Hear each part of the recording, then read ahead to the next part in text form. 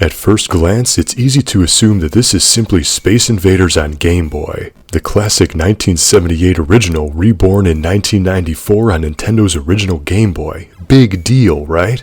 Well, yeah, it is a big deal. Why? Because when played on a Super Game Boy, players have access to the arcade version of Space Invaders ported specifically for the Super Nintendo. This means that Taito literally put a Super Nintendo game on a Game Boy cartridge. The game's box, I think, downplays this exceptional feature, casually mentioning that this game is simply Super Game Boy enhanced.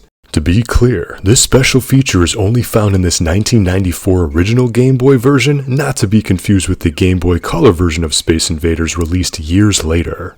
For comparison, imagine buying a PS3 game but then it also had a hidden PS5 game on it. It's kinda like that because an arcade game / Super Nintendo game is vastly different than a dinky little Game Boy game. When played on a normal Game Boy, the game plainly boots to the start screen where there's only two options available, one player and a verse mode that requires a link cable. And that's it. There are no other options available, not even the ability to adjust starting lives. However, the link cable mode is exclusive to the standard Game Boy version. But when played on a Super Game Boy, the game boots to a different main menu that has two options, the Super Game Boy version and the arcade version. Unlike the standard Game Boy version, the Super Game Boy version has options. Here, the player can choose from black and white, cellophane, and colorized versions. All feature the exact same gameplay, just slightly different visual styles. But it's the secretly included arcade version that's the most impressive. When selected, it takes a few seconds for the Game Boy cartridge to dump the entire SNES version into memory. But this very short loading time is worth it because the player is then treated to the 1978 version of Space Invaders. There is even this in-your-face invading your Super Nintendo intro, and a demo mode plays when you don't press any buttons.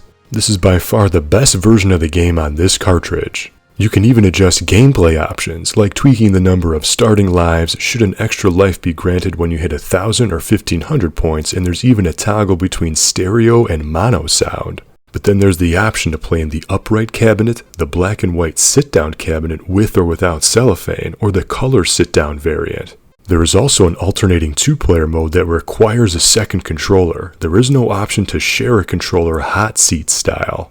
When playing this arcade mode, if you notice the graphic in the background, I personally don't understand why you're on the moon fighting aliens.